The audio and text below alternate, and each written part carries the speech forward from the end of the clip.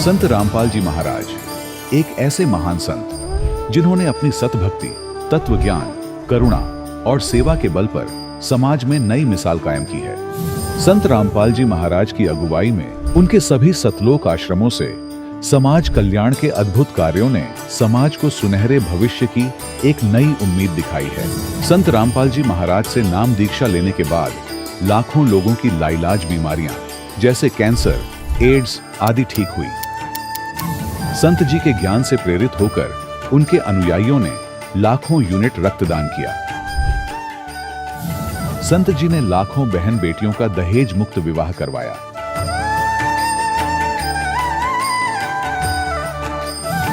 संत जी ने लाखों लोगों का नशा छुड़वाया, करोड़ों उजड़े परिवार बसे। संत जी के आश्रमों में समागम के दौरान निःशुल्क नेत्र चिकित्सा, दंत चिकित्सा प्रदान की जाती है। संत रामपाल जी महाराज द्वारा समय समय पर पर्यावरण संरक्षण के उद्देश्य से बड़े स्तर पर वृक्षारोपण किया जाता है। संत जी ने जरूरतमंदों को तत्काल राहत पहुंचाने के लिए एम्बुलेंस सेवा शुरू की। संत जी अपने अनुयायियों को देहदान के लिए प्रेरित करते हैं, जिससे मानवता की सेवा और चिकित्सा क्षेत्र में सुधार हो सके। संत रामपाल जी महाराज के सभी आश्रमों में हर रोज निःशुल्क भंडारा आयोजित किया जाता है, जहां हर वर्ग, हर जाति और हर धर्म के लोग एक साथ बैठकर भोजन करते हैं।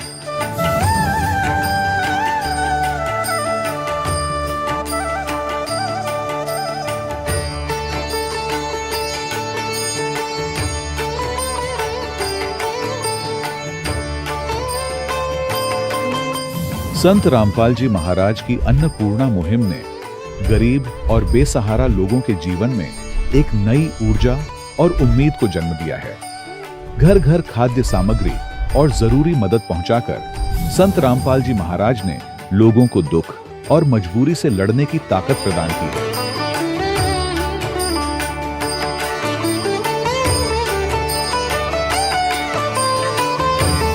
संत रामपाल जी महाराज द्वारा गरीब लोगों के लिए घर बनवाने का अद्भुत कार्य एक ऐसी मिसाल कायम कर रहा है जो सदियों सदियों संत जी की उदारता और दया भावना के तौर पर जाना जाएगा।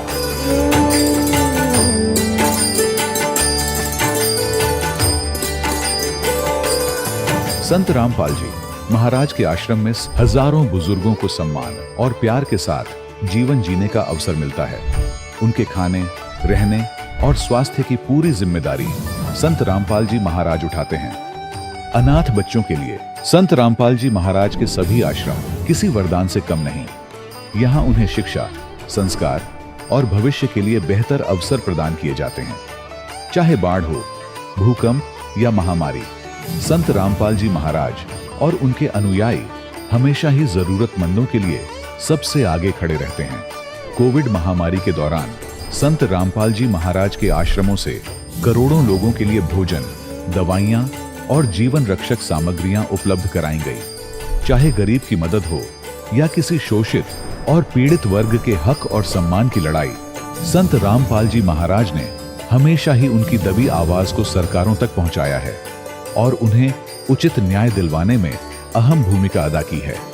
समाज में आध्यात्मिक और सामाजिक मूल्यों के प्रति जागरूकता लाने में संत रामपाल जी महाराज हर कदम पर मानवता के सच्चे सेवक साबित हुए हैं। संत रामपाल जी महाराज का जीवन हमें सिखाता है कि सच्ची सेवा वही है जो निस्वार्थ भाव से की जाए। आइए हम भी इस महान सेवा के कार्य में इस महान संत से जुड़ें और संत रामपाल जी महाराज से नाम दीक्षा लेकर अपने जीवन को धन्य बनाएं।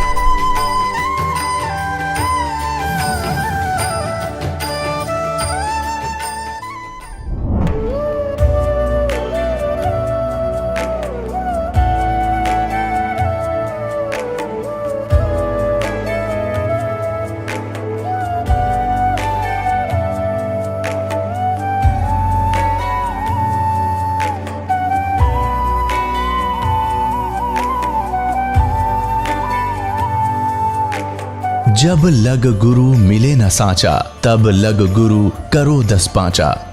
क्या गुरु बदल सकते हैं? क्या गुरु बदलने से पाप लगता है? अध्यात्म के इस मैदान में आखिर सही गुरु कौन है? गीता जी में वर्णित तत्वदर्शी संत कौन है? इन सभी प्रश्नों के उत्तर जानने के लिए अवश्य सुनिए जगत गुरु तत्वदर्शी संत रामपाल जी महाराज के मंगल प्रवचन। सत साहिब दर्शकों, व्यक्ति के जीवन में चाहे कितने भी दुख और कष्ट लिखे हों, परंतु जब परमात्मा की मेहर होती है तो वह उसके भाग्य को बदल देता है। ऐसी ही कुछ घटना घटित हुई सुनीता जी के साथ, जो रोहतक हरियाणा की रहने वाली है। हिंदू धर्म के उन तमाम साधनाओं को करके ये थक चुकी थी जो अक्सर मनुष्य अपने जीवन में करता है, परंतु इनकी जीवन में शारीरिक और मानसिक कष्ट ज्यों के त्यों बने हुए थे। आज सुनीता जी का कहना है कि संत रामपाल जी महाराज से नाम दीक्षा लेने के बाद मेरे जीवन से संत रामपाल जी महाराज ने दुखों के पन्ने फाड़ दिए। आइए जानते हैं कि आखिर सुनीता जी ऐसा क्यों कह रही हैं। सुनते हैं सुनीता जी की कहानी उन्हीं की जुबानी। नमस्कार जी।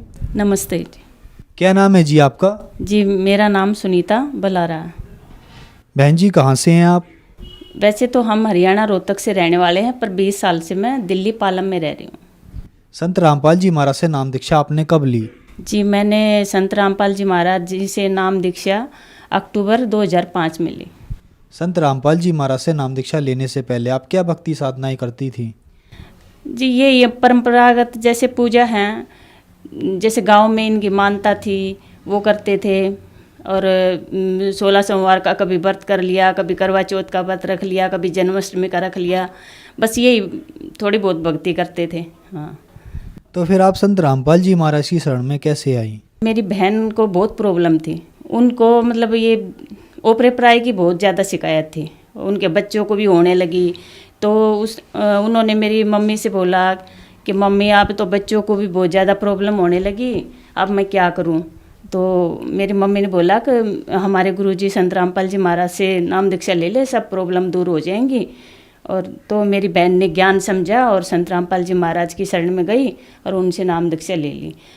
तो उनके घर में इतनी प्रॉब्लम थी, बहुत ज़्यादा प्रॉब्लम थी। जैसे मैं उनसे मिलने जाती थी तो उनके हस्बैंड इतने दारू पीते थे ना कि सुबह दारू पीना, शाम तक ऐसे ही नशे में रहना, कोई काम नहीं करना। उनके घर में इतनी प्रॉब्लम थी कि बच्चों की फीस भरने तक के पैसे नहीं थे उनके पास। और वो इतनी पूजा पाठ करती थी, इतनी पूजा पाठ, 9 दिन भूखे रह के नवरात्रि करने साल में 2 बार।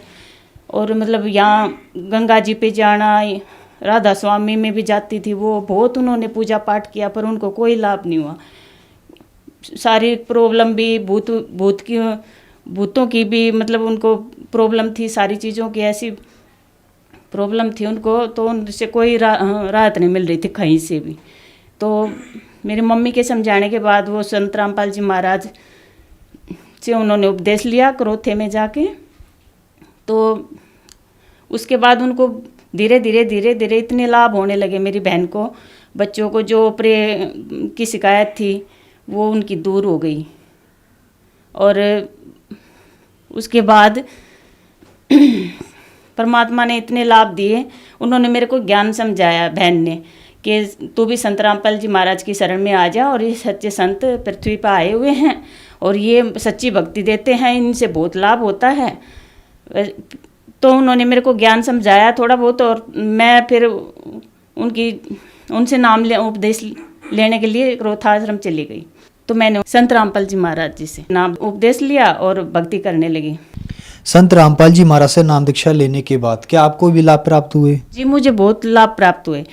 जैसे मेरे हस्बैंड एयरफोर्स में नौकरी करते थे, तो जैसे पूना नासिक में ऐसा मौसम था कि वहाँ से मुझे मौसम सूट नहीं हुआ, तो वहाँ से मेरे को ये अस्थमा की प्रॉब्लम हो गई। तो हम दिल्ली में पोस्टिंग आ गई, तो दिल्ली में 5-6 साल तक मुझे ऐसी अस्थमा की प्रॉब्लम रही कि मैं बहुत ज़्यादा दुखी हो गई। कई डॉक्टरों से दवाई ली, इलाज कराया, पर कोई आराम नहीं हुआ। तो जैसे ही मैंने संत रामपाल जी महाराज से उपदेश लिया, 10-15 दिन के अंदर मुझे ये नहीं पता मेरी बीमारी कहाँ चली गई। उसके बाद परमात्मा ने मुझे दर्शन दिए सपने में।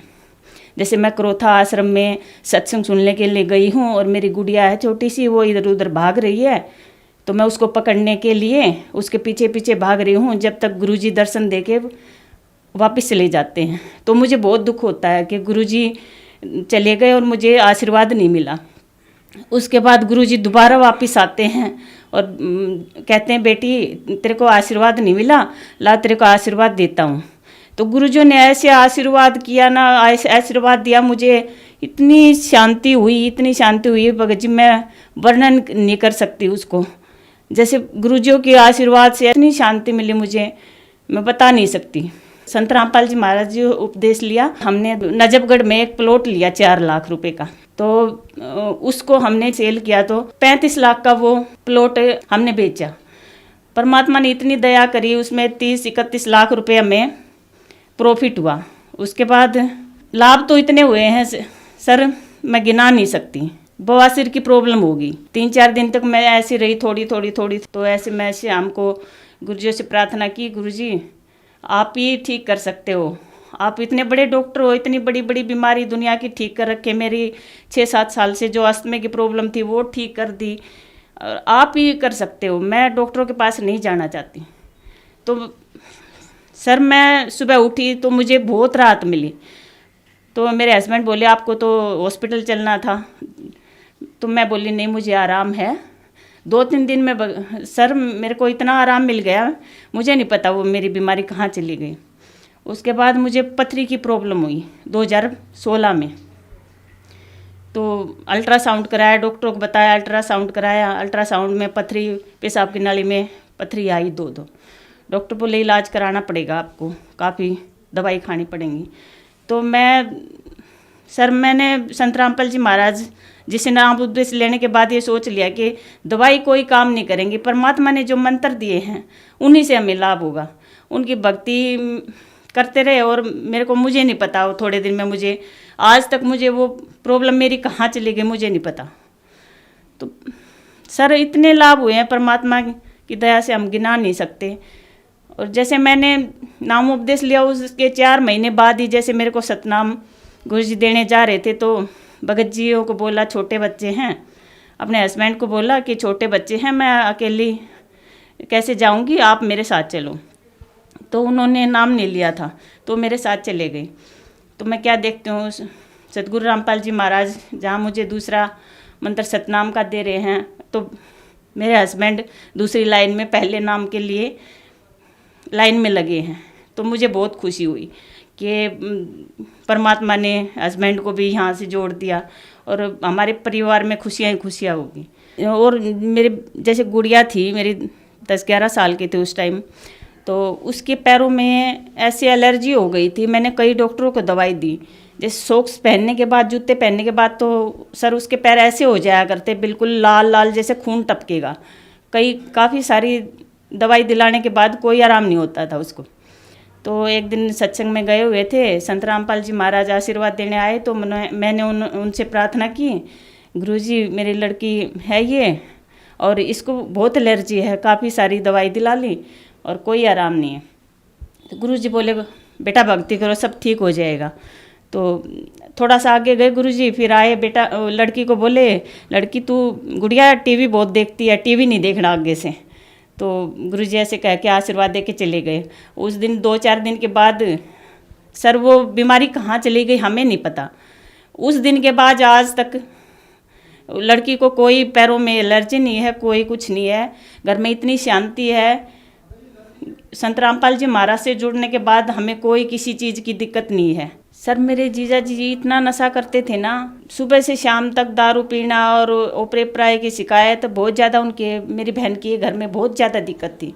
उसके बाद वो मेरी बहन गुरुजी से प्रार्थना करती रहती, जी भगत जी ऐसे दुखी करते हैं, बहुत नशा करते हैं। गुरुजी बोले बेटा बहुत अच्छी आत्मा है, परमात्मा की बहुत अच्छी आत्मा है, वो जैसे बाहर की जो ओपरा पराया है उसको बहुत दुखी कर रखा है, वो आएगी, परमात्मा की आत्मा है, शरण में आएगी, जरूर आएगी। तो उसके मेरी बहन ने जब गुरुजी से नाम उपदेश लिया, उसके पूरे 1.5 साल के बाद मेरे जीजा जी ने संत रामपाल जी महाराज जी से उपदेश ले लिया और उनकी नशे की जो बुरी लत थी वो बिल्कुल छूट गई। आज सर मेरे जीजा जी ऐसे हैं, किसी को मतलब अगर कोई दारू पीने वाला साथ बैठता तो उनको गाड़ी में भी नहीं बिठाते। और परमात्मा ने उनके घर में इतनी रजा करी, मेरी बहन को इतने लाभ हुए, परमात्मा की दया से इतने लाभ हुए बहुत ज़्यादा। एक टाइम उनके घर में ऐसा था कि फीस भरने के लिए बच्चों के लिए पैसे नहीं थे। कई बार मैंने भी उनकी हेल्प की थोड़ी बहुत, जितनी हमसे हो उसकी। तो आज परमात्मा की दया से उनकी ऐसी, परमात्मा ने उनके घर में ऐसी रजा कर रखी है, वो परमात्मा के दिन रात गुण गाते रहते हैं, क्योंकि वो परमात्मा हैं। वो इतने लाभ दे सकते हैं जो कोई डॉक्टर कैंसर को ठीक नहीं कर सकता। संत रामपाल जी महाराज अपने आशीर्वाद से उनको ठीक कर सकते, वो ऐसे मंत्र देते हैं। उनके मंत्रों में इतनी शक्ति है कि वो कितनी भी बड़ी बीमारी, हमारे संत रामपाल जी महाराज सत्संगों में बोलते हैं कि कैंसर का बाप भी आ जाए वो भी ठीक होगा। अगर हम मर्यादा में रह के भक्ति करते हैं तो परमात्मा सब कुछ कर सकते हैं, भगवान सब कुछ कर सकता है। तो उसके बाद मेरी बहन का बड़ा लड़का, उसको नौकरी मिली, वहाँ बेंगलोर में नौकरी करने लगा। उसके थोड़े दिन बाद वो ऑस्ट्रेलिया, कंपनी ने ऑस्ट्रेलिया भेज दिया। आज वो लड़का ऑस्ट्रेलिया में इतनी बड़ी पोस्ट पे है, बहू भी ऑस्ट्रेलिया में है। छोटे लड़के को सर या बेंगलोर में अमेजोन कंपनी में नौकरी करता है मैनेजर, 65 लाख उसका पैकेज है। परमात्मा ने इतनी दया कर दी उनके घर में, आज वो परमात्मा कितने गुण गाते हैं भाई।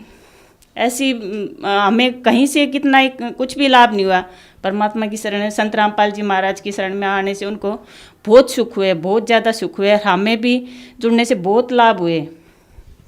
बहन जी, संत रामपाल जी महाराज से नाम दीक्षा लेने के बाद आपको लाभ ही लाभ मिले, तो जो दर्शक आज आपको देख रहे हैं, खास करके जो महिलाएं जो दुखी हैं, उनके लिए आप क्या कहना चाहेंगी? जी, उनसे यही प्रार्थना करना चाहूँगी मैं कि इस धरती पर संत रामपाल जी महाराज कबीर साहब के रूप में आए हुए हैं और सभी दुखी आत्माओं को अपनी शरण में लेके उनका दुख दूर करते हैं। जो भी भगत आज मुझे देख रहे हैं, मेरे जान पहचान वाले या रिश्तेदार कोई भी, मैं उनसे हाथ जोड़ के प्रार्थना करना चाहूँगी कि एक बार उनके ज्ञान को सुनें, समझें, देखें। बेशक आप उनसे नाम उपदेश ना लें, पर उनके ज्ञान को एक बार समझ के देखो। वो प्रूफ के साथ, हमारे संत रामपाल जी महाराज एक बात समझाने के लिए 6 प्रूफ देते हैं, प्रूफ के साथ ज्ञान दे रहे हैं। और मैं तो सभी से यही प्रार्थना करना चाहूँगी कि एक बार संत रामपाल जी महाराज की शरण में आने से पहले उनका ज्ञान समझो, उनकी पुस्तकें पढ़ो। कई चैनलों पे उनके सत्संग आते हैं, सत्संग सुनो और उनसे ज्ञान उपदेश, मतलब ज्ञान ग्रहण करके उपदेश लो। संत रामपाल जी महाराज से नाम दीक्षा कैसे ली जा सकती है? संत रामपाल जी महाराज से ज्ञान दीक्षा उपदेश लेने के लिए जैसे कई चैनलों पे नीचे एक पट्टी चलती है, उस पर नंबर लिखे हुए होते हैं, उस पर आप कांटेक्ट कर सकते हैं और वहाँ से किसी भी नाम केंद्र का पता पूछ सकते हैं। नाम उपदेश लेकर अपना कल्याण करवाइए। धन्यवाद जी। अच्छा है। दर्शकों, अभी आपने सुने संत रामपाल जी महाराज से दीक्षा प्राप्त करके सुखी हुए भक्त के अनुभव। अब देखिए जगत गुरु तत्वदर्शी संत रामपाल जी महाराज के मंगल प्रवचन।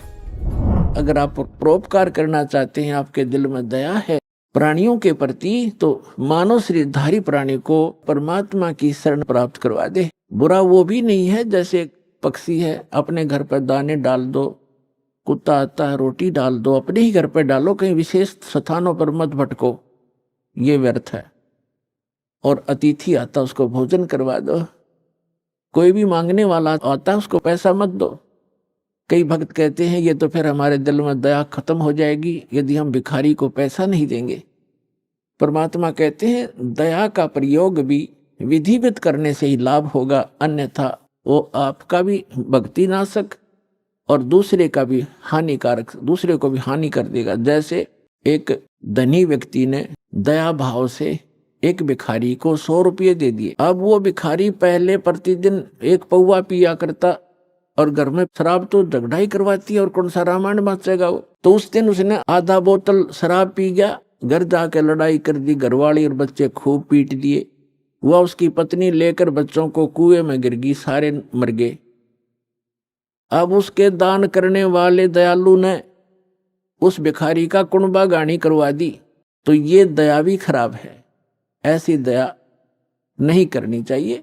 भिखारी को रोटी खिला दे, अगर भिखारी रोटी खा ले भाई, कपड़ा नहीं है तो कपड़ा सिलवा दे उसको, बिना सिलाया नहीं दे जाते बेचेगा और गुटी लाओगा। एक भगत कह रहा था कि एक दिन मैं पार्क में घूमने चला गया और वहां 2 बाबा जी बैठे हैं नकली, तो वो मांग मूंग के लाए, इकट्ठे पैसे करा करते शाम ने।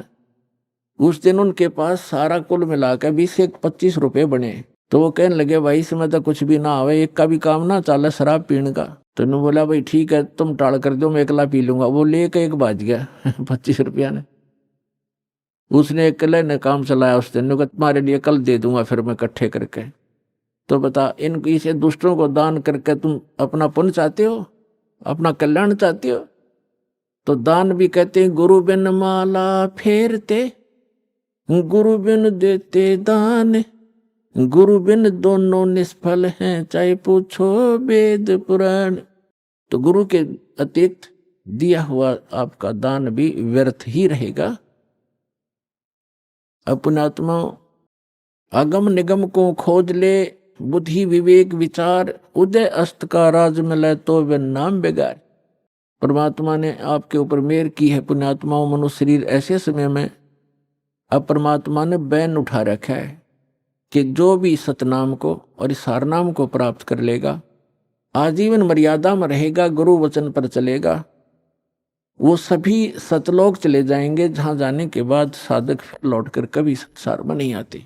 तो उसके लिए बताया है कि सतगुरु मिलना चाहिए, पूरा संत हो, सत भक्ति शास्त्र अनुकूल हो और भक्त भी कति डट के भक्ति करे, बुराई छोड़ दे। बीड़ी शराब मांस तमाकू आन उपासना रिश्वतखोरी चोरी जारी, ये सब बुराई है, इस भक्ति मार्ग में बाधक है। इनको त्याग कर ही हम परमात्मा प्राप्ति कर सकते हैं, मनुष्य जीवन को सफल कर सकते हैं। अब प्रसंग चल रहा है कि कल करे सो आज करो, आज करे सो अब, और पल में प्रलय हो जाएगी, वह फिर करोगे कब। समझा है तो सिर दर पाओ, बहुर नहीं रे ऐसा दाव, आगे गए न बावड़े, रहते भी सब जा, और बिन साहिब की बंदगी कहीं ठोर ठिकाना ना। जो पहले चले गए, मृत्यु हो, उन्होंने तो आके बताया नहीं हमारे साथ क्या बना, और शेष भी सब चले जाएंगे, ऐसे ही मृत्यु को प्राप्त हो जाएंगे। और परमात्मा ने आके बताया है कि वो जो भक्ति नहीं करते वो नरक में जाते हैं। सतगुरु के उपदेश का लाया एक विचार, और जय सतगुरु मिलते नहीं, जाते नरक द्वार। नरक द्वार में दूत सब करते खेचा ताण, उनसे कभू ना छूटता फिर फिरता चारों खान। चार खानी माने ये अंडरज जेरज उद्बुद, ये 4 प्रकार से जो उत्पत्ति प्राणियों की होती है, ये 84 लाख प्रकार के प्राणियों का जो जीवन होते हैं, इनको 4 खानी 4 विभागों में बांटा है, 4 डिवीजन बनाई है इनकी। और 4 खानी में भ्रमता कबू ना लगता पार, सो फेरा सब मिट गया मेरे सतगुरु के उपकार।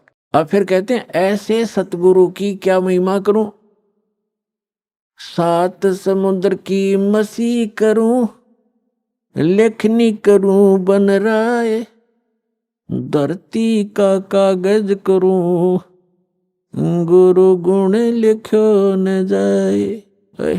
अपना आत्मा, आप तो बालक हो, आपको तो बनी बनाई खीर मिल गई, ना दूध में माख फूटी और ना कोई आंच लगी।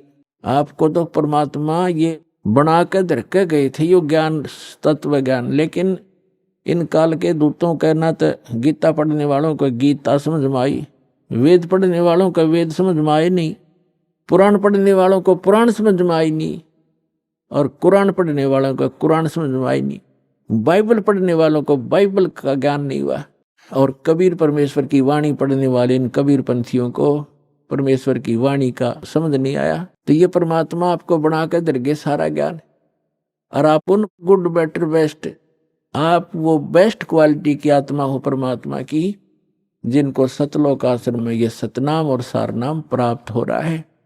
तो आपके लिए सारा प्रयत्न हो रहा है।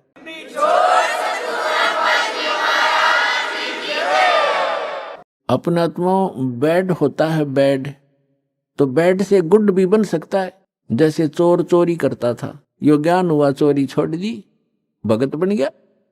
शराबी शराब पीता था, शराबी कहलाता था, शराब छोड़ दी, भक्ति करने लग गया, भगत कहाया।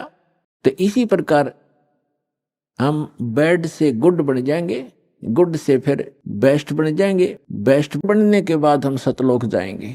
तो जिनको सतलोक आश्रम प्राप्त हुआ, मर्यादा में रहे, सत भक्ति करते रहे, तो वो बेस्ट क्वालिटी की हंस आत्मा है भगवान की, और उन पर विशेष रजा है परमात्मा की। अब जैसे परमात्मा हमें आकर ज्ञान देते हैं, रह रहकर समझाने की चेष्टा करते हैं। 7 समुद्र की मसी करूं और लेखनी करूं बन रहा है। एक किसी भी एक मान ले पेड़ को काट कर रख लो और उसकी छोटी छोटी टहनी, बड़े तने सबको चीर चीर कर कलम बना कर रख दे, ढेर लाग जाएगा। और परमात्मा कहती उस एक पेड़ की सब कलमों को लिखना शुरू कर दे। धरती जितना बड़ा कागज हो, 7 समुद्रों जैसी इंक हो, स्याही हो, तो कहती ये सब लिखते लिखते कलम घिस जा, 7 समुद्र की इंक भी समाप्त हो जावे। ऐसे सतगुरु के गुण लिखे नहीं जा सकते। अब क्या लिखोगे? एक कुत्ते का जीवन लो, उस कुत्ते के जीवन में क्या क्या कष्ट उसको होते, वो सारी रात तो भौंकता है, उसकी एक स्वभाव बना रखे, सारी रात भौंक के उसकी आंख इकट्ठी हो जाए, भूख लगे जोर की, और सुबह वो क्या करता है, किसी का दरवाजा खुलता है गली में, ऐसे देख देख कर सीधा भागता है किधर, रसोई से महक आ रही होती है उसको कोई बासी टुकड़े की, या वैसे ताजा बना रहे हो, तो दाव लगाकर रसोई में घुसने की चेष्टा करता है। अब रसोई में कौन घुसने दे उसके, या तो लठ मारेंगे या फेंक कर मारेंगे, कोई ना ठहरता। अब एक घर में गया, उसका लठ लग गया, फिर ट्या ट्या करता हुआ दूसरे में गया, दूसरे में गया, दूसरे में उसका भाग, उसने कोई टूक में लग, फिर जूत मिले, और उसमें भी लठ लग गया, तो फिर भूख तो उसको लगी है, तो फिर कहाँ जाता है, बाहर जंगल में जहाँ लोग फ्रेश होकर आते हैं, वहां जा करके फिर वो गोबर खाता है। और पहले वो मनुष्य जीवन में अफलातून बना फिरा था, कहे से भी ना समझ में आवा कि ये दुख हो जाएगा आपके जीवन को। तो पुण्यात्मा सौभाग्य आपका, आपका बात समझ में आ गई कि जो संतों ने वचन बोले वो सारे सच्चे हैं, और आपका कल्याण हो गया। तो इस प्रकार उन दुखों को याद करके और लिखा जाए, तब कहते हैं परमात्मा, सतगुरु के सजदा करूं ये कर्म छुटाए कोट, और जो ऐसे सतगुरु की निंदा करे फिर जम तोड़ेंगे ओठे। परमात्मा अपनी महिमा बताते हैं और अपने दास को जो वो भेजते हैं उसके बारे में बताना चाहते हैं कि सतगुरु के सजदा करूं, कुर्बान हो जाऊं उस संत के ऊपर जिसने कर्म छुटाए कोट, बीड़ी शराब मांस तमाकू भूकी सुल्फा गांजा भांग और ये चोरी जारी बुराई बकवाद छुटवादी जो हम सने पड़े थे इन गंदों में, निर्मल किया और फिर सतनाम दिया। कहते हैं सतगुरु के सजदा करो ये कर्म छुटाए कोट, अरे ऐसे संत की जो निंदा करे कहते फिर जम तोड़ेंगे होठ। यम के दूत ऐसे मारेंगे लठ, होठों पर लगे चाहे सिर में लगे, वह आगा पीछा नहीं देखेंगे ऐसे व्यक्तियों के। तो यहाँ परमात्मा कहते हैं गुरु मानुष कर जानते, ऐसे संत को कहते हैं मानुष मत गिनना। वैसे तो पुण्यात्माओं भगवान तो भगवान ही होता है, और वो भगवान वो परमात्मा स्वयं भी आते हैं एज ए गुरु, एक लीला करने के लिए। और जब वो स्वयं आए थे उसमें हम यही मार खा गए थे। एक झोपड़ी में बैठ कर कपड़ा बुनने वाले व्यक्ति के 64 लाख सेस हो जाना, ये एक अजूबा है जैसे हमारी बुद्धि काम करती होता है। लेकिन उस समय परमात्मा जिसको भी नाम देते थे, आशीर्वाद देते थे, उनके दुख दूर हो जाते थे, भूत भाग जाते थे।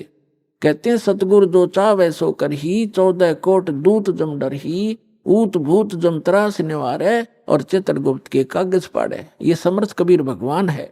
ये आपके ऊत भूत किसी प्रकार का भी आपके ऊपर तीन ताप का दुख हो, प्रेत बाधा हो, पितृ बाधा है या कोई जंद बाधा है, अब प्रधानमंत्री के सामने फिर चोर कैसे रुकेंगे? उसके साथ तो बहुत घने बॉडीगार्ड होते हैं। तो जो भक्ति ना करके शरीर छोड़ गए वो भगवान के चोर हैं। जिन हर की चोरी करी और गए राम गुण भूल, ते बिदना बागुल किए रहे उर्द मुख चूर। ऊत भूत जमत्रास निवार है, यम के दूत भी निकट नहीं आ सकते। कहते सतगुर सरना आए के। और धर्मराज डर कैसा? धर्मराज कहते ये नौकर हैं यम के दूत जो आकर सताते हैं, चाहे प्रधानमंत्री हो, मृत्यु के बाद बक्कल तार देंगे, पकड़ के ले जाएंगे, टीटवी गले से पकड़ लेते हैं, बाजू पकड़ लेते हैं, घसीट कर ले जाते हैं। जिसके पास भक्ति धन नहीं उससे यम के दूत नहीं डरते। और समर्थ साथ नहीं है तो कबीर परमात्मा ये समर्थ भगवान है, अनंत कोट ब्रह्मांड के स्वामी हैं। तो यह बताते हैं सतगुरु की शरण में आकर फिर धर्मराज का भी डर नहीं, यम के दूत की तो बातें छोड़ो तुम।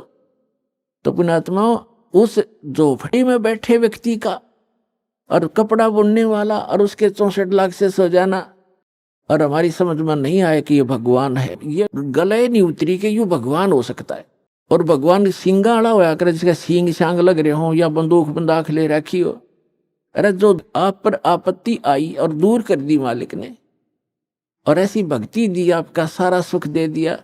सब जो भी शरण में आए थे गिनती नहीं कर सकते इतने सुख दिए दाता ने। और लेकिन उन सिरफरों के बकाए हुए ये कह दिया करते न, यो तो वैसे सिद्ध पुरुष है, कोई सिद्धि शादी जानता है, ये भगवान थोड़ा ही हो सकता है। वह हम मान्य करते भगवान श्री राम और श्री कृष्ण, जिसके हाथ में तीर, सुदर्शन चक्र और हनुमान जी के पास गदा और माता ले रही 8 हाथों में हथियार, तो हम इसे ईशान भगवान मानना थे। यह बुद्धि पर पत्थर पड़ रहे थे, इसी कारण से हम फेल रहे।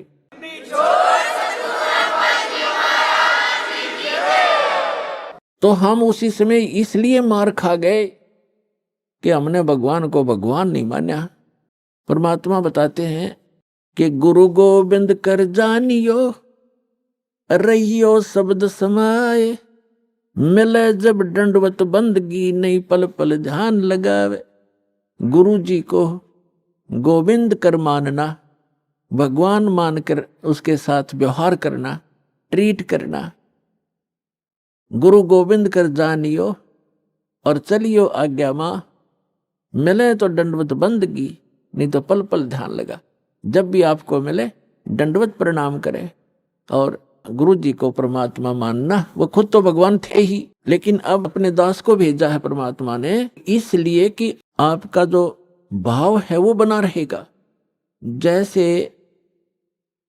गणित के अंदर एक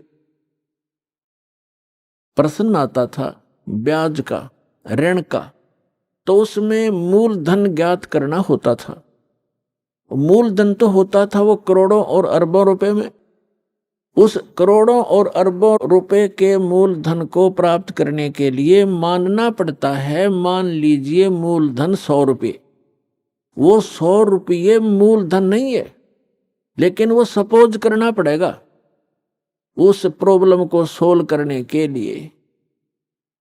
तो ये समझ लेना पुण्यात्माओं, परमात्मा की वाणी है कि गुरु गोविंद कर जानियो और रहियो आज्ञा माय, मिले तो दंडवत बंदगी, नहीं पल पल ध्यान लगाए।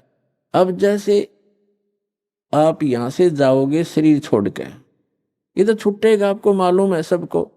हम चाहते तो नहीं है कभी मृत्यु हो, लेकिन या तो होगी वो मालिक के आधार पे है। अब तो आप भक्त हो गए, आपकी मृत्यु तो भगवान कबीर साहब के हाथ में है। आप कहोगे तब होगी, कई बार कह लोगे जब होगी।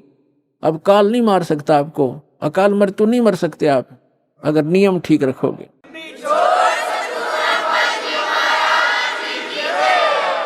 तो हमने यहां से जाना पड़ेगा।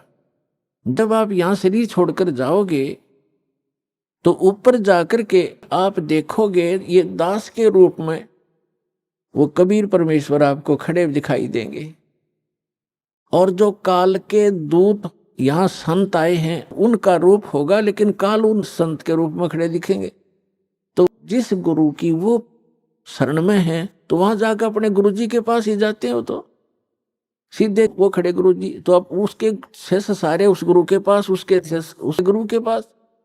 तो वहां काल भी आता है जो उसने संत भेज रखा है इन जीवों का नाश करने के लिए, और परमात्मा आता स्वयं जिसने अपना संत भेज रखा है जीवों का विकास करने के लिए। तो इस दास के रूप में आपको वहां परमात्मा मिलेंगे, और आपको एक और गाइडलाइन दी जाती है, आपको एक और हिदायत दी जाती है कि जब आप गुरु जी के पास जाते हो, प्रणाम करते हो, तो उसमें एक अभ्यास बनाओ कि सतनाम का सुमरण अवश्य करें। प्रथम नाम मिला है तो प्रथम का अवश्य करें। जैसे प्रणाम करते करते भी आप एक सांस का सेवन आसानी से कर सकते हो। उससे क्या होगा, जैसे यहाँ तो आपका अभ्यास बना रहेगा, भक्ति तो करनी है, तो उससे क्या होगा, जैसे आप चिरकुटी जाओगे, चिरकुटी एक इंटरनेशनल एयरपोर्ट समझ लो चिरकुटी। जब वहां पहुंचोगे तो वहां आपको परमात्मा मिलेंगे इस दास के रूप में, और वहां काल भी धोखा देने के लिए इस दास का रूप बना सकता है। तो उसमें आप जी ने स्मरण करना है सतनाम का, क्योंकि वहां जाएगा तो सतनाम ही होगा आपके पास, सारनाम तो होगा ही होगा, सतनाम भी होगा। तो सतनाम का और सारनाम का जाप करना है। तो सतनाम का जाप करने मात्र से, और प्रथम मंत्र भी अगर प्राप्त है, इसमें प्रथम और लास्ट 2 मंत्र हैं इस 7 मंत्रों में, तो ये दोनों मंत्र भी गजब के मंत्र हैं। इनका भी जाप करने से क्या होगा, यदि सामने काल परमात्मा की बजाय स्वयं आकर के दास का रूप बनाकर खड़ा हो जाएगा, तो इस सिमरन से उसका तुरंत चेहरा बदल जाएगा, उसके ऊपर का आवरण हट जाएगा, उसकी वास्तविकता वो भूंडी शकल दिखाई देगी।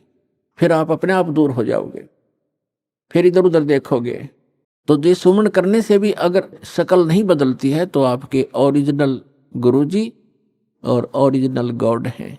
एक समय एक चंद्र विजय नाम का राजा था, उसकी इंद्रमती नाम की एक रानी थी, और वो बहुत भक्तनी थी भगवान की। फिर पिछले जन्म से, पिछले पुण्य से ही अच्छी आत्माएं राजा बनती हैं, रानी बनती हैं, और इतना सुख होकर के भी जो परमात्मा की तरफ में भगवान की भक्ति में लगे होते हैं वो पुण्यात्मा विशेष होती है।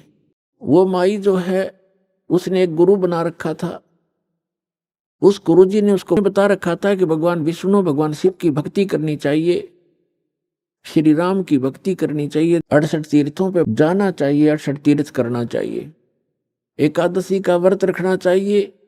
अब जैसे एक नियम है, कहते हैं धन चाहे तो दान कर और मोक्ष चाहे भज राम। तो हमने यहाँ इस काल के लोक में रहना है तो धन भी चाहिएगा और राम भी प्राप्त करना है, तो हमने दान भी करना है और सच्चा नाम भी जपना है। अब उसके गुरुजी ने बता रखा था कि बेटी पिछले जन्म में तेने बहुत पुण्य कर रखे हैं, घने धर्म कर रखा है, जिस कारण से तू रानी बन गई। आगे ऐसी ही अच्छा जीवन प्राप्ति के लिए आप साधु संतों को भोजन करा कर बेटा, वैसे तो आए अतिथि को भी भोजन करा दे, उसका भी पुण्य है, लेकिन भगत संत को भोजन कराने का न्यारा फल मिलता है। अब जैसे आपके पास पशु हैं, भैंस या गाय, एक भैंस या गाय है जो दूध देती है, और अन्य भी पशु हैं जो अभी दूध नहीं दे रहे, वो भी अपने पालने ही पड़ते। अब एक तो उस दूध ना दे रहे पशु को जो चारा दिया जाता है, आहार खिलाया जाता है, वो भी हमारा कर्तव्य बनता है, लेकिन जो दूध वाले को जो चारा चराया जाता है, बिनौले खल आदि हम डालते हैं, तो वो तुरंत लाभ दे देता है। सुबह अच्छा भोजन कराओगे, चारा चराओगे, तो शाम में दूध घड़ा पाओगे उसके। तो इस प्रकार संत और भक्त होते हैं दूध वाले, और अन्य जो अतिथि आते हैं जो भक्त नहीं, भक्त है तो अच्छी बात है ना, तो वो भी एक कर्तव्य जानकर हमने उनको भी अवश्य भोजन कराना चाहिए। और आतिथ्य सत्कार से कराना चाहिए, लेकिन साधु संतों का भोजन कराया हुआ अत्यधिक लाभ देता है। अब साधु संत भक्त भले ही वो शास्त्र विरुद्ध साधना कर रहे हैं, लेकिन पूर्व जन्म के वो पुण्यकर्मी प्राणी हैं, वही भटक रहे होते हैं। कोई लाल पीले कपड़े पहनता है, कोई दाढ़ी बढ़ा लेता है, कोई मूंड मुंडा लेता है, कोई तिलक लगाता है, जैसा भी उसको मार्गदर्शक मिल गया, क्योंकि उसको परमात्मा चाहिए, चाहे किसी भी भेख बनाने से मिल जाए, वो परमात्मा की तरफ तड़फ रहा है। ऐसे व्यक्ति को भोजन कराने से विशेष लाभ होता है, क्योंकि अब तो साधना ठीक है नहीं, लेकिन पूर्व जन्म की कमाई उसकी है, और वो भक्त भगवान का विशेष प्यारा होता है। चाहे आज वो किसी की पूजा कर रहा है, लेकिन वो भगवान कबीर साहब का ही बच्चा है। तो इसलिए ये एक नियम है। इस नियम के आधार से उस संत ने अपनी शिष्या इंद्रमती से कहा था कि बेटा, साधु संतों को भोजन कराने से अगले जन्म में भी तू रानी बन जाएगी। अब इनको ज्ञान इतना ही था कि रानी बन जा, रानी कितनी बार बनेगी, फिर गद्दी भी तो बनेगी वो एक दिन। वो समस्या इनका समझ में नहीं आ रही थी, अकिया भी पड़े गले में। ठीक है, जितना उनको ज्ञान था उस रानी को ज्ञान उसने दे रखा था। अब वो अपने गुरु जी के बताए मार्ग पर कति दृढ़ थी। ऐसी पुण्यात्माएं कबीर साहब के बच्चे हैं। परमात्मा कहते हैं, दो जन मेरी शरण है, ताका हूं मैं दास, और गेल गेल लाग गया फिरूं, साथ साथ फिरता रहता हूं जब तक धरती आकाश। आपको बहुत बार बताया, क्योंकि ये दातंग मार्ग है पुण्यात्माओं। आपने केवल कथाएं सुनी है, ये राम कृष्ण की, सुदामा और कृष्ण की, बेलनी और राम की, राम रावण की लड़ाई, महाभारत का युद्ध, ये भी एक इतिहास है, लेकिन ये अध्यात्म मार्ग नहीं था। अब ये है संपूर्ण अध्यात्म मार्ग ज्ञान। इसको बहुत प्रकार से समझाना पड़ता है। अब रानी जो भी गुरुजी ने बताया था उस पर दृढ़ होगी, और उसने ये सोचा कि भी साधु संतों को भोजन कराना अनिवार्य है। उसने एक अपना नियम बना लिया कि मुझे भूल ना पड़े, मैं प्रतिदिन संतों को, जितने भी आसपास संत हैं, 2, 4, 10, कम से कम एक को तो भोजन करा कर ही मैं प्रतिदिन आहार किया करूंगी। तो उसने अपने नौकरों से बोल दिया कि आसपास जो भी जंगल में कोई साधु संत हो, उनको प्रार्थना करके आओ कि डेली यहाँ भोजन करके जाएं, और जो यहाँ नहीं आ सकते उनको वहां पहुंचा कर आओ। अभी आपने सुने संत रामपाल जी महाराज के मंगल प्रवचन। आइए अब सुनते हैं संत रामपाल जी महाराज से नाम दीक्षा लेकर सतभक्ति करके अद्भुत लाभ प्राप्त करने वाले अनुयायी के विचार। दर्शकों, शारीरिक समस्याएं और पारिवारिक कलह आज हर घर की आम समस्या बन चुकी है। इसी समस्या के कारण आज लाखों घर बर्बाद हो चुके हैं। बिलासपुर छत्तीसगढ़ के निवासी चंद्रशेखर जी भी इन्हीं समस्याओं का सामना कर रहे थे। 31 साल तक चंद्रशेखर जी ने गायत्री परिवार द्वारा बताई गई भक्ति और साधना की, लेकिन इसके बावजूद उन्हें ना तो मानसिक शांति मिली और ना ही शारीरिक सुख। लेकिन आज संत रामपाल जी महाराज से नाम दीक्षा लेने के बाद इनका कहना है कि मैं पूर्ण रूप से सुखी हूं। आखिर संत रामपाल जी महाराज से नाम दीक्षा लेने के बाद लोगों को क्या प्राप्त हो जाता है, जिससे उनकी सारी समस्याएं समाप्त हो जाती हैं? आइए सुनते हैं चंद्रशेखर जी की कहानी, उन्हीं की जुबानी। नमस्कार सर। नमस्कार सर। सर क्या नाम है आपका? चंद्रशेखर साहू। सर कहाँ के रहने वाले हैं आप? मैं जिला बिलासपुर छत्तीसगढ़ से हूँ सर। सर संत रामपाल जी महाराज से आपने नाम दीक्षा कब ली? मैं जगत गुरु तत्वदर्शी संत रामपाल जी महाराज से 24 अप्रैल 2014 को मैंने अपना पहला नाम उपदेश लिया सर। सर संत रामपाल जी महाराज से नाम दीक्षा लेने से पहले क्या आप कोई भक्ति साधना भी करते थे? जी सर, मैं संत रामपाल जी महाराज से दीक्षा लेने से पहले मैं वेद माता जो गायत्री परिवार ट्रस्ट है शांति कुंज हरिद्वार, वहाँ से जुड़ा हुआ था। मेरे पिताजी आज भी वहाँ के परिव्राजक हैं, जो गायत्री प्रज्ञापीठ शक्तिपीठ सब में वो विशेष समय देते हैं, और मैं भी उनसे जुड़ा हुआ था। तो सर आप गायत्री कुंज से कितने साल तक जुड़े रहे? मैं 31 वर्ष तक के वेद माता गायत्री परिवार से जुड़ा रहा।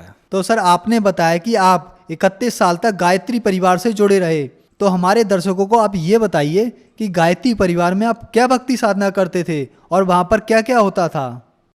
मैं गायत्री वेद माता गायत्री परिवार में एक मिशन थी, जैसे नशा मुक्ति अभियान, जैसे दहेज प्रथा बंद करो और विशेष सफाई अभियान, ये सब चला करता था। जैसे बहुत ज़्यादा पानी को व्यर्थ नहीं बहाना है और नशा मुक्ति अभियान का, तो मैं भी आना जाना था और मेरा भी बहुत सहभागी था। लेकिन मैं देखा कि बहुत दिनों से जब मैं आना जाना किया तो वेद माता जो गायत्री परिवार वाले जो ट्रस्ट वाले थे और जो उसमें विशेष तौर से जो ट्रस्ट वाले जो कार्यकर्ता थे, वही लोग सबसे ज़्यादा दहेज देते थे। और जैसे एक गायत्री परिवार वाले दूसरे गायत्री परिवार वालों को निमंत्रण देते थे, तो उनका निमंत्रण देने का, विशेष तौर से निमंत्रण देने का कारण ये रहता था कि इसको मैं निमंत्रण दे रहा हूँ तो ये मुझे कुछ बड़ा सा कोई गिफ्ट देगा या अच्छा सा बहुत बड़ा उपहार या दहेज देगा।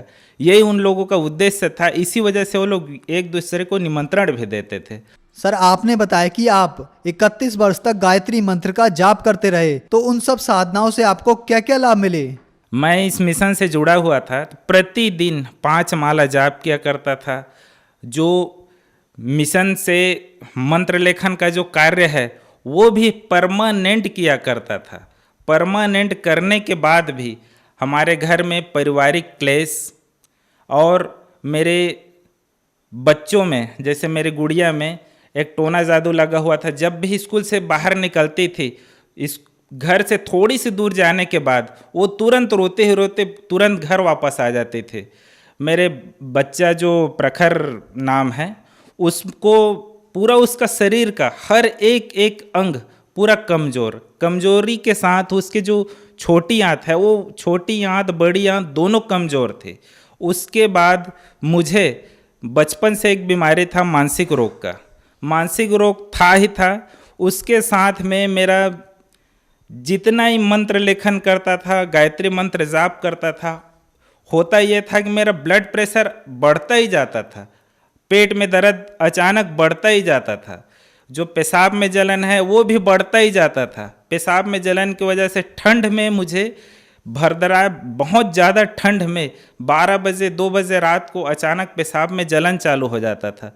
और उसके बाद इतना सब होते हुए भी एक बहुत बड़ा और समस्या था, हमारे दोनों पति पत्नी के बीच में एक विशेष तरह से बहुत भयंकर लड़ाई झगड़ा होना। और इस लड़ाई का उपाय हमारे ससुर जी जब आते थे तो एक साल में कम से कम 2 बार कम से कम बहुत बड़ा मीटिंग होता था। तो ससुर जी आते थे तो मेरा बड़ा वाला साढ़ू उस वेद माता गायत्री ट्रस्ट का बहुत बड़े ट्रस्टी थे, और वो लोग आते थे तो हम लोग सब ये सोचते थे कि गायत्री परिवार वाले हैं तो मिशन के ही लोग बैठकर इस मामला को सुलझा लिए जाए, लेकिन फिर भी कोई भी प्रकार का सल्यूशन नहीं निकल पाता था। सर, आपने बताया कि आप गायत्री परिवार में 31 साल तक जुड़े रहे और आपके परिवार में बहुत सारी परेशानियां थीं, आपको शारीरिक तथा पारिवारिक परेशानियां भी थीं।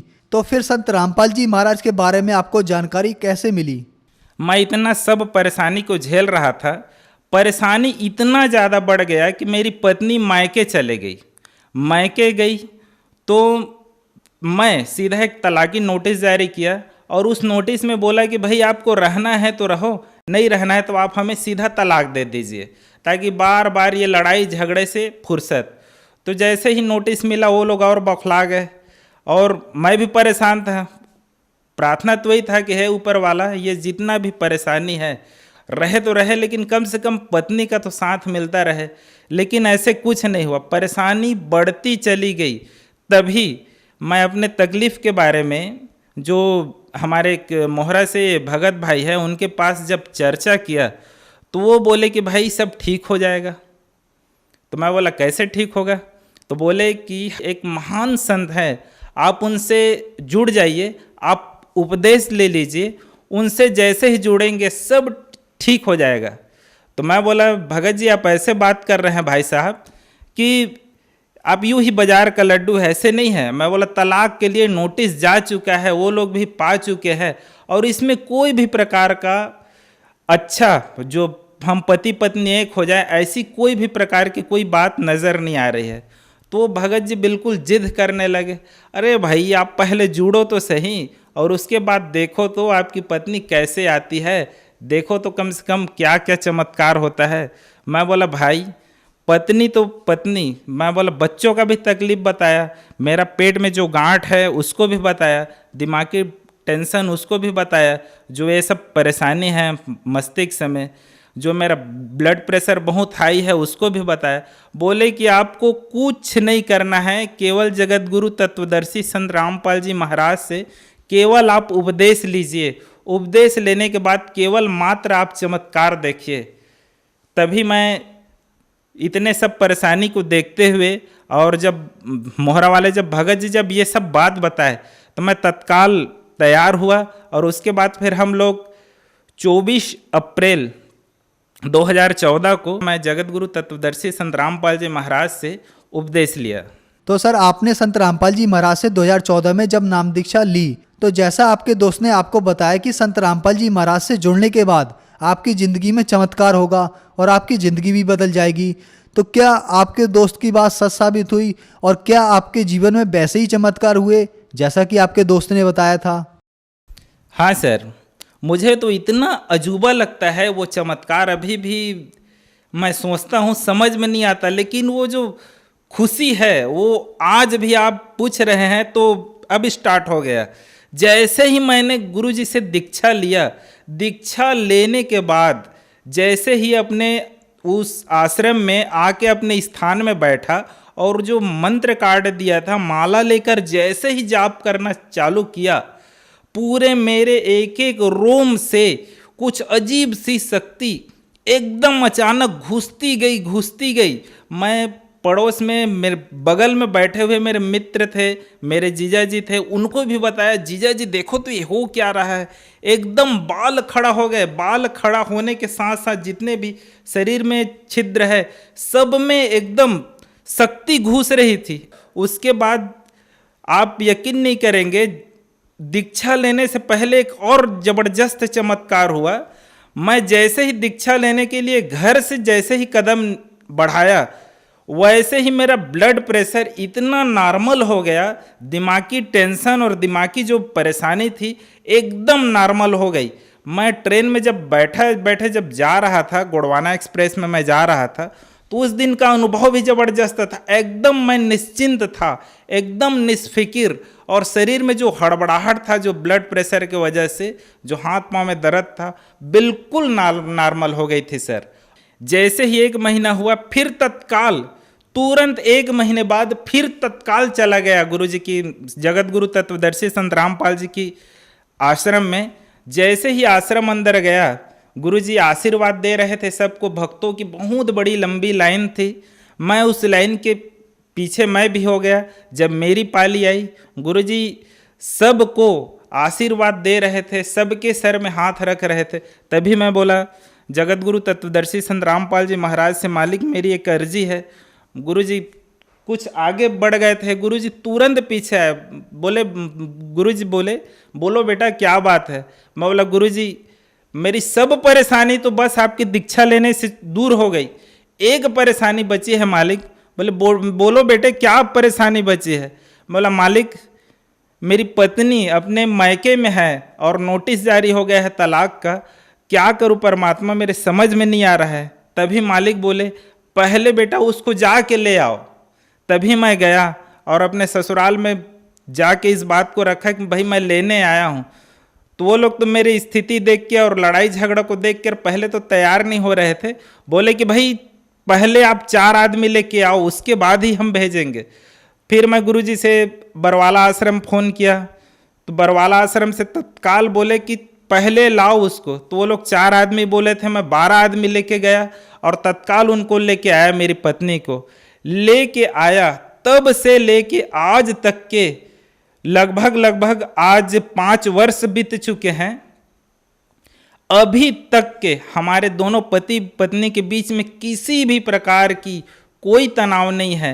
आज भी मेरे सास ससुर, मेरे साढ़ू, गांव वाले, माता पिता सब अचंभे में रहते हैं कि ये शेखर और ये बबली को हो क्या गया है कि दोनों इतने सुंदर बढ़िया ढंग से इतने परिवार चला रहे हैं। और ऐसी क्या बात है, तो हम उनको बताते हैं कि हम जगत गुरु तत्वदर्शी संत रामपाल जी से महाराज से दीक्षा लिए हैं और उन्हीं के सब कृपा से ये सब हो रही है। और आज हमारा परिवार जगत गुरु तत्वदर्शी संत रामपाल जी महाराज से दीक्षा लेने के बाद बहुत खुशहाली है, बहुत प्रेम है, बहुत स्नेह है। और जो मेरी गुड़िया है, जो जैसे ही घर से निकलती थी पढ़ाई के लिए, जैसे ही रास्ते पहुंचती थी उसको कोई अचानक कोई शक्ति आता था, वो डरा देती थी, वो तुरंत वापस आती थी।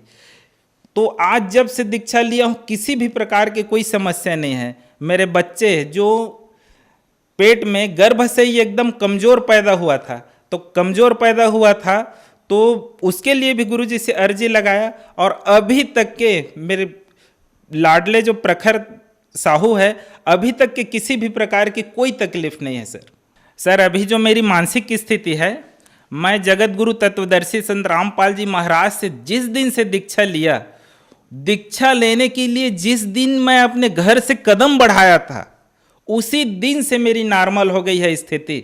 नहीं तो आप मेरी पत्नी से, मेरे पड़ोसी से आप पूछ सकते हैं, बचपन में बहुत मैं चिल्लाया करता था और स्थिति तो इतनी ज़्यादा बिगड़ गई थी, मेरे घर में मेरे टेबल में दोनों हाथ पैर को बांध कर रखा जाता था और न जाने बल इतना ज़्यादा हो जाता था, उसको भी मैं तोड़ डाला था। लेकिन जगत गुरु तत्वदर्शी संत रामपाल जी की महाराज की दया से अभी तक के जब से मैंने दीक्षा लिया हूँ ऐसा कोई समस्या नहीं आया है। तो सर आपने बताया कि पहले आप गायत्री परिवार से जुड़े थे और उनके मिशन के बारे में आपने बताया, तो क्या इसके अलावा जैसा गायत्री मिशन में आपको बताया जाता था दहेज प्रथा, नशा प्रथा के बारे में, संत रामपाल जी महाराज के यहाँ पर भी कुछ ऐसा आपको देखने को मिला? मैं जब वेद माता गायत्री परिवार जो शांति कुंज जो संस्था है उसमें जुड़ा हुआ था, तो एक चीज़ मैं देखा करता था, वहाँ पे जब जो भंडारी थे जो सबके लिए सार्वजनिक खाना बनाया करते थे, मैं आज भी देखता हूँ और उनके बारे में जब सोचता हूँ तो खुद में मुझे शर्म आती है। जो हमारे साथी थे, वो एक छत्तीसगढ़ में गुड़ाखू का नशा चलता है, वो गुड़ाखू घिस घिस कर केवचा चलाया करते थे। हद तो तब हो जाती थी जब काम करने के बाद जो प्रमुख जो कार्यकर्ता थे वो शराब भी पिया करते थे, रगड़घस तंबाकू खाया करते थे, जो पर्दे के पीछे छुप छुप के किया करते थे और उसको मैं देखा भी करता था। तो मैं सोचता था कि जब ये वेद माता गायत्री परिवार से जुड़े हैं तो इनको ये जो वेद माता गायत्री है इनके ऊपर चमत्कार क्यों नहीं करते हैं। मुझे एक और चीज़ देखने को मिला, वहाँ पे हर जगह केवल चंदा, मात्र चंदा और रसीद, और उसके हिसाब से मैं जगत गुरु तत्वदर्शी संत रामपाल जी महाराज के मिशन से जुड़ा हूँ। और आज जब आश्रम में जाता हूँ, यहाँ पे किसी भी प्रकार की कोई चंदा या रसीद, बिल बुक कुछ नहीं है। यही सब चीज़ मुझे बड़ा अच्छा लगा।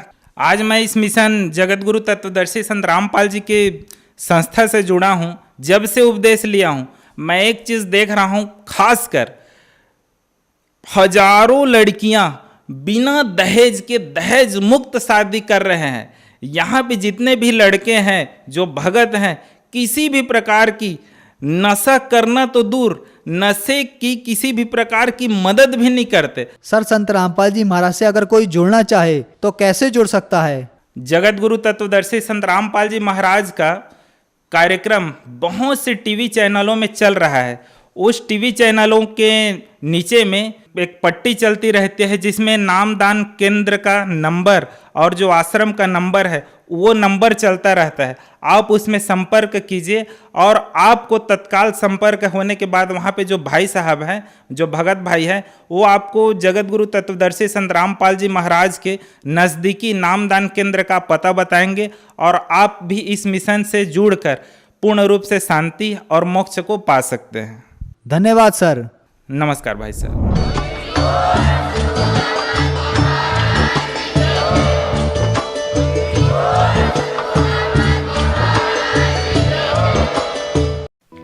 आप सुन रहे थे जगत गुरु तत्वदर्शी संत रामपाल जी महाराज के मंगल प्रवचन। अधिक जानकारी के लिए संपर्क करें।